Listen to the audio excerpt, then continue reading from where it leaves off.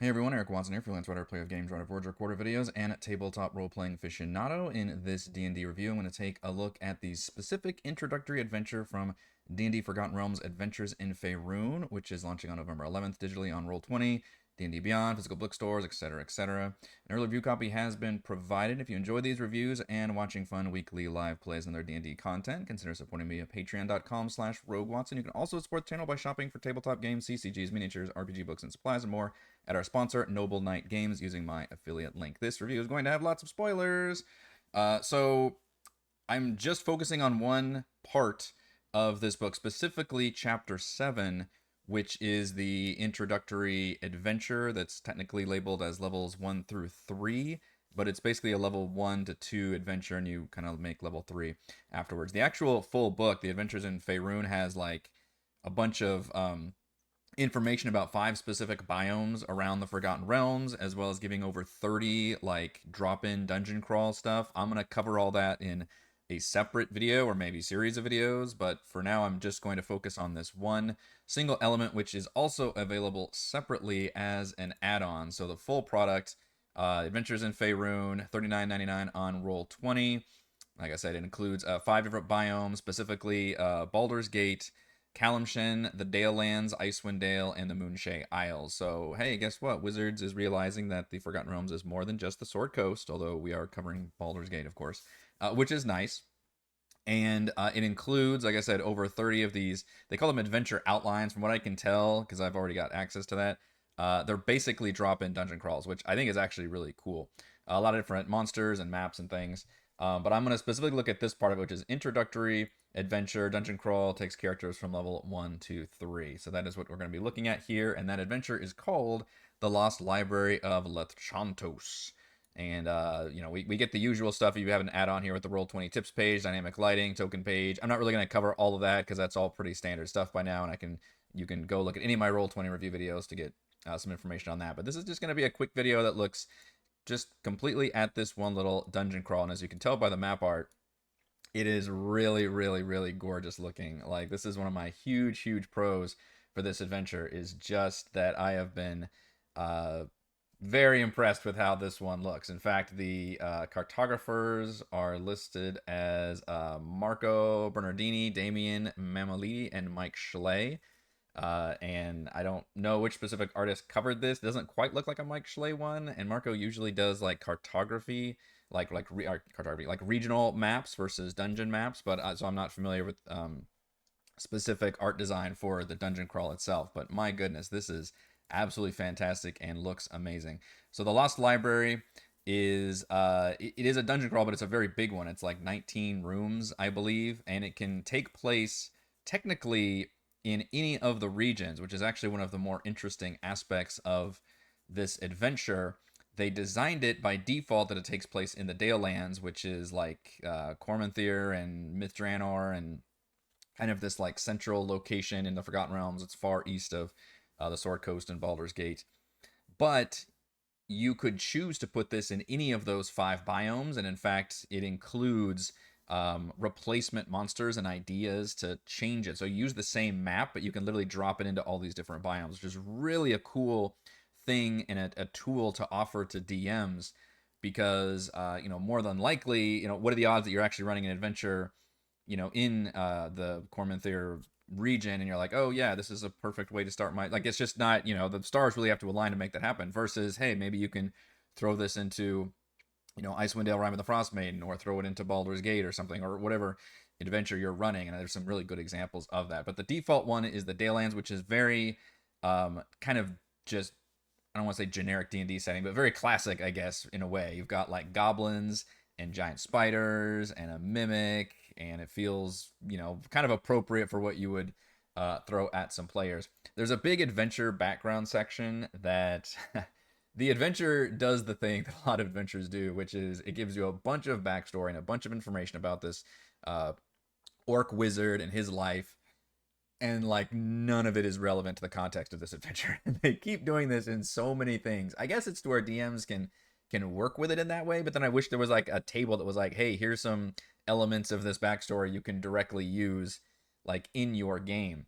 For example, there's this whole bit about where I thought it would be more relevant, I guess at the top of this picture, where he crafted this cool double-bladed axe, which we don't really see these kind of exotic weapons in 5th edition too much. This was more of a thing in older editions, but called an Etten axe, and it literally has like 2 minds, and he gave it to like this warlord to try to like soothe his mind and everything. And you can find this axe in this adventure, and this axe is not really the goal here, and there's no like extra steps to getting it. There's no, I don't know, I just expected there to be more involved in here, so I do have some like misgivings about this overall adventure. The goal is to secure the wizard's old spell book, which includes some nice spells as well as a bunch of poisons.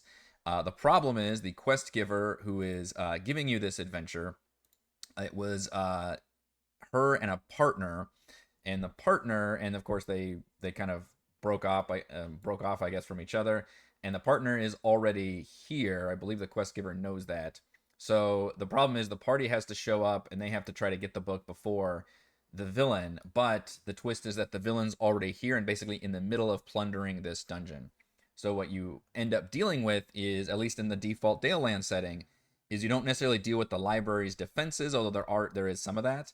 Instead, you're mostly dealing with the lackeys of the villain. So in the Dalelands, it's some goblins here. Oops, I'm on the GM layer. They've got a pet warg. There's actually some hobgoblins. You'll find like a goblin boss on the lower level. I believe you'll find just some human, like bandit kind of stat blocks and things on the lower level.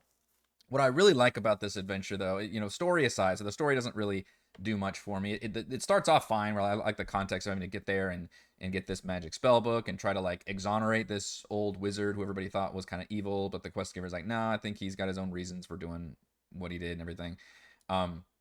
I do love the design of this dungeon, though. As you can see, there are multiple paths inside. The party can even choose to enter through this way, through the Brown Bears cave. They can make it through the goblins, where there's can be a social opportunity there, which I appreciate, rather than just going immediately hostile. Even a simple challenge like having a portcullis here, which I like on Roll20, to use kind of the window thing so you can still see through it, but it still blocks your passage. And there's a lever on the other side. That's a very simple puzzle, but one that the party will still have to deal with, whether through creative mundane means or just having a spell like Mage Hand, for example, could solve that. But if they can't, and this is the important part, it doesn't just stop the whole adventure. Instead, you now have to go the other way and go through the Brown Bear. And the Brown Bear, it's the same thing. You don't have to fight it. You can actually roll like, persuasion or animal handling or something to get it to go away, for example. I forget if you can maybe sneak past it, if that could be an option. So it doesn't automatically become combat, in other words. And this is really good game design, where you give the party these challenges, but you don't necessarily railroad them into one specific solution that they have to take. Hobgoblin warriors can help the party learn about this secret door to the west, because once there's one left, they will flee towards the west, or they can explore all the way around. So there's 3 different paths just to get to the lower level of this dungeon. Now, this is supposed to be for level 1, which I think is pretty dang aggressive. I'm somebody who doesn't like level 1 at all. Unless you're playing with brand new PCs, and maybe you yourself are a brand new DM, I don't think we really need to play this at level 1, frankly, because I don't like anything that has me level up my party in the middle of a dungeon. It feels kind of awkward and weird to do that. I always feel like level up should... what was it like? I think Skyrim didn't do this, but maybe Oblivion did, where you actually had like rest in a bed. Like you had to long rest to level up fully. So I don't like the idea of having to level up in the middle of a dungeon, even though this is a very big dungeon. My solution would be to just run this at level 2, the whole dungeon. But it says to start at level 1 and then run the first level, and then once they make it to the second level, then you level them up to 2, which could technically work. I love this bit in room 6. There's a wolf statue here in the corner. It has a cool puzzle that says like the wolf doesn't bite the hand that feeds it. And the solution you're supposed to realize is you reach your hand in the mouth and there's a little lever, and you can trip the lever, and that disables the trap that otherwise fills the whole area with like poison gas if you start jacking with stuff. There's a sphere with a little creature inside that you can free, and that is a celestial iota, an imperial iota, I think, which is actually a new stat block from the 2024 book. Empyrean iota, sorry. And it can be a friendly creature that can help the party out. It's got healing word and lesser restoration, so that's a pretty cool little puzzle solution thing they can do right there. There's some safe places where the party can short rest, for example, and then you make it to the next level, which is actually a whole different map on Roll20. And again, there's multiple paths to get out of here and different things you can do. You can actually find the instructions and summoning material to summon your own like spirit wolf companion. In number 9, there's secret doors you can get to get some extra loot. There's some Zentarum soldiers that are the lackeys of the villain here. There's a mimic armor, which a mimic is very, very deadly for low-level PCs, but just if they wander into the wrong bedroom, that thing will kill them. Apparently, already ate somebody who wandered into the bathroom. I love this little bit here in the corner where it's this cool like giant chasm filled with spider webs, and there's like platforms suspended there, so it becomes this again really interesting like three-dimensional puzzle the party has to think about. I really don't see that very often in D&D dungeon designs. Usually just see like trap rooms or monsters, but this really offers some kind of interesting like you just have to be able to cross to the other side, but there's like platforms suspended, there's a bunch of webs, and of course there's a bunch of spiders the party has to deal with, and then they can find some loot that's lodged in here. One thing I really wish the adventure would have done, there's 2 different wedding rings. So the wizard's lost his whole family, and his wife is buried somewhere, I think in this side here, and she's got her ring, and then he's got his ring somewhere else. And I was really expecting the rings to have to do something, like maybe the rings would unlock a final door or something. That's the kind of stuff that I would do if I were running this adventure, is add a little bit more for the party to be able to do, and maybe learn about like, only through our love, and have little ring slots, and the party can figure that out and have to search the dungeon and find that, and then maybe they can find that cool like twin bladed axe thing. That's a really cool weapon. Otherwise, that's all optional stuff, and they just have to make it to the actual villain here, who just kind of has a little pithy monologue and like, oh, you made it this far, now after them, and kind of, I don't know, the story thing really definitely drops the ball a bit. It's also weird that she's designed to flee, but like she flees up here, and I guess the party could make it down here and then meet her, and then she would flee north. But if the party comes from the north, then she's got really nowhere to go. But anyway, so the story wise, I wasn't terribly impressed. It's, for example, I don't think it's as good of a story or maybe dungeon crawl as like the Red Brand hideout in Lost Mine of Fandover, which is always kind of my gold standard for a low level dungeon crawl. But this is pretty close, and it is very large, and it does offer a lot of really cool, interesting challenges. I just mentioned the fact that there's some social opportunities. There's opportunities to like sneak, or to talk your way out of fights or just enemies, or free an ally, for example, or summon an ally. There's plenty of opportunities for monsters to ambush you, or for you to ambush the monsters, especially if you notice there's a lot of enemies here on the lower level of this central library, the main library spot, and the players are on the upper level, so they can sit there and get off a cool surprise round thing. A surprise functionality, which is much different in 2024. This whole bit with the giant spiders and the platforming section over here is really nice. So I think there's a lot of really neat stuff going on here. And that is all if you take the default Dale Lands one. So something that's also very impressive about this adventure is it has this whole section called customizing the adventure. So the actual book, again, has the 5 different regions that it really covers and kind of divides the Forgotten Realms into, in terms of giving you all this extra material and all these adventuring options. So what it does for this adventure, as an example, it says, all right, what if we want to set this in one of the other 4 regions? So right now it's set to the Dale Lands, which is the Cormanthier and Mithranor and everything. But what if you want to set it in Icewind Dale, for example? And there's a whole section here on how to, first of all, the theme goes more into survival horror, because that's kind of what Icewind Dale is, and it's full of undead. So you replace all the zombies and stuff with, or replace the goblins with zombies or ghouls, and we replace that helpful Empyrean Iota with a specter, a ghost who's just lying and trying to trick the party. So it's a lot more deadlier and trickier and more creepy. The Kalimshan one, which is this desert region that's far to the south of the Sword Coast, not far to the south, I guess not kind of on the southern tip, includes more, the library is more active. So like the defenses actually have like animated, armors and rugs and things. There's a little Sphinx creature, which is, again, I think a new stat block in the 2024 book. You replace the bear with a lion just because it's a little more appropriate there. And then the villain has a bunch of clockwork soldiers, which is pretty spiffy, which are used as Modron duodrones. So I thought that was really nice. The Baldur's Gate one is a bunch of cultists. And the story actually gets a little more interesting in this one, because the villain is actually stabbed in the back, and because the cultists, of course, betray her.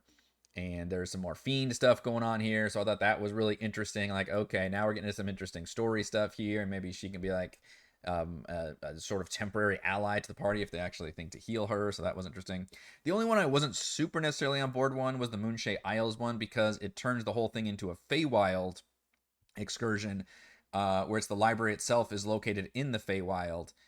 Just because we don't really get the theme of the Moonshae Isles necessarily, although maybe it's more about, I don't know, the Feywild for reasons. But she's got a bunch of bullywugs with her instead of her normal lackeys, and the Iota is replaced with a fairy dragon, so it's fine, I guess. I didn't necessarily want to throw the Feywild. Like, it was already a cool, interesting, like, Lost Library dungeon crawl, and I think also putting it in the Feywild was just kind of a step too far for me. But I thought that was a really interesting way to adapt is an example too, is just like, hey, if you want to put this library, and it's even included in the adventure, like, oh, and then Lethchauntos ended up putting these libraries all over the world, and you could use all of them, I guess, if you wanted to, and just have the same footprint for each one. And maybe that can be an adventure if you don't mind. That'd be a weird little metagaming thing, though. The players would like know the layouts, but the enemies would change. But it's a really cool example of how to adapt just a single shell of a dungeon, and with various ideas and challenges, and then just replacing the enemies and a few of the situations and guards. Like, one of them had like a actual creature like guarding the forge that you had to deal with to get the axe, for example. So it kind of added or subtracted some things in certain areas. Really cool idea there. So I thought that was a huge positive, and also one of the reasons why you see a ton of enemies in the creature list here. If you were to add this add-on to your game, you would get all of the creatures that could possibly be included in all of those adventure changes. And also, there's a bit where you can have random encounters. I'm trying to see where that link is before you even get there. Yeah, the Cormanthor encounters table. So here you could even have a bunch of encounters as your party kind of goes towards the destination, which I would be very careful with that for low level parties, especially. With high levels, I think encounters are very good for getting through some of the resources, basically, assuming you're not letting them just automatically long rest afterwards while they travel, which I certainly do not. But for low levels, that can be very, very tricky, because you need to be wary about how many resources they're using. And in fact, at real low levels, like level 1 or 2, they might even need to get a long rest at some point in this dungeon, which is always awkward to do in the middle of an active dungeon. So I am quite positive on this adventure overall. I can't tell you if it's worth the sale price because unfortunately you can only purchase this as part of the giant Forgotten Realms Adventures in Faerun. But hopefully this video plus the other videos that cover adventures in Faerun, where I'll talk about those adventures, all the other content that you get, then you can make an informed decision from there. But just looking at this, and with the just ideas they've had here and the adaptability and all of that, I think is a huge positive in my opinion. Okay, so real quick, my pros and cons for the Lost Library of Lethchauntos. Pros: absolutely breathtakingly gorgeous map. This is top tier, one of the best map arts I've seen, like, in 5th edition, like, honestly. And I'm not trying to be too hyperbolic, because if you've watched my videos, I talk a lot about the maps, and it means a lot when playing on a virtual tabletop, and this is freaking incredible. And yes, if you're wondering if the other little dungeon maps also use this, I can tell you that they do, and so that alone may sell you on this book, and I don't blame you if that does. Pro: it is a large 19-room dungeon with different paths and challenges. The sheer variety of content in here, from the platforming with the spiders, to having this large library with goblins filled in it, to a mimic armoire, having to deal with a brown bear, to a bunch of guards like playing cards, to a summoning circle.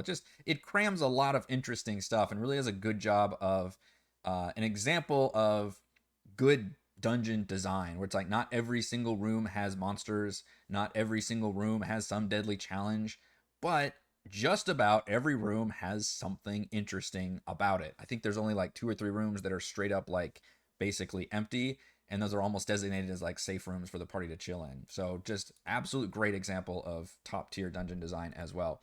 And pro: it's adaptable to different regions, which is something very unique to this specific adventure, and I guess this book, which is the way that you can plop this entire dungeon and adventure into these very different biomes and then replace certain creatures and situations and thus to fit that biome. So that was very cool. I do have some cons though. So one con is kind of on Roll20 and not the designer. It actually is on Roll20, which is that only the Dale Lands default setup is actually pre-built and set up. So all of these other versions, like the Icewind Dale one that replaces all these enemies and stuff, the DM, has to do all that work. So you have to sit here and drag those certain monsters over here, take them out, do all that. I would have liked if Roll20 had done one of two things. One would have been the best version, which is to take the entire maps, copy them, and then set each one up. So you actually end up having 5 different versions of these 2 maps each, and each one is a different biome. That would have been amazing. I wouldn't necessarily expect that though. What I would have at least liked to see, and I've seen them do this on older stuff, so I'm kind of surprised they didn't, which is to at least group those monsters up to the side under like a different, like say, hey, this is the Icewind Dale grouping, and like plop those tokens on here. I know it's not that big of a deal to just grab them from the side and do it, but to have them like visually placed here on the side, and then if I want to replace these with all the Icewind Dale guys, boom, I can do it. Either do it on the by room, so you can put it by room and have the rooms circled by all these GM layered creatures, or just have a whole section on the side that says, here's all the Icewind Dale monsters, here's all the Calamshin monsters and whatnot. So that's kind of a bummer. I wish they would have done something like that because I do like the adaptability part of it. Con, I think there's an interesting setup here with having to find the Lost Library and having a person who already knows about it, and the quest giver is concerned about that person, so it's kind of like a race to get there. But then the story basically falls off. There's really no real story stuff from there. It's just a MacGuffin that you're after. The villain is very one dimensional. Like they could have done a little bit, and I know it's hard to design good stories when you're just doing like these drop in dungeons, but there could have done a little bit more. Even like I had suggested about something with the wedding rings to try and match those to like open a door to get to the forge or something. There could have been 1 or 2 extra things in there to make some kind of interesting story stuff, and they really didn't necessarily do that. And then I did kind of mention as a con that it's supposed to be a level 1 to 3 adventure. But I think starting this adventure at level 1 is very awkward because it's just a dungeon crawl. Now, granted, I love dungeon crawls, and I think that's where D&D shines. If you don't like dungeon crawls, you're probably to play a different system that does better than that. But I would argue this is really probably a level 2 dungeon and just be level 2 throughout the whole thing and then level up to 3 afterwards. Again, I just don't like leveling people up halfway through. And I also think level 1 is really hard. It's where you should really only be level 1 for like 1, maybe 2 encounters instead of what could be potentially a whole bunch of really deadly strong things. And I think my worry is that people are going to, look at this as an introductory adventure, which is what it's labeled as, and then throw their poor level 1 PCs in here. And I think that would actually maybe not sit too well because it would be quite a challenge. So I would recommend level 2 only for this. So final thoughts: while lacking in scope and story, the impressively large dungeon crawl features gorgeous map art, a variety of challenges, nice balance, and adaptable settings with different monsters, making it a fantastic introductory dungeon crawl for Dungeons & Dragons. Thank you to everyone for watching this D&D review. You can watch more reviews and follow our own D&D adventures here on my channel. You can support my work at patreon.com/RogueWatson. Shouts to platinum patrons: Joe, Will, Thomas, Brandon, Genocider, Roleplayer, Roll, Christopher, Big Nut, John, Nathan, Andrew, Stephanie, Jason, Lee Spuds, Board Email, C, Tom, the Dogs, Marcus, Snuggy, Hugo, Sasha, John, Morbidy, Vajola, Sky, Zim, Jesse, Dante, About Demnix, and Sharny, and Gold patrons: RPG, Papercrafts, Big Boy, and Yuma, Desert Lounge, Jerome, Nathan, Scott, Rufus, Jerry, Glenn, and Mark. Thank you all very much for your support.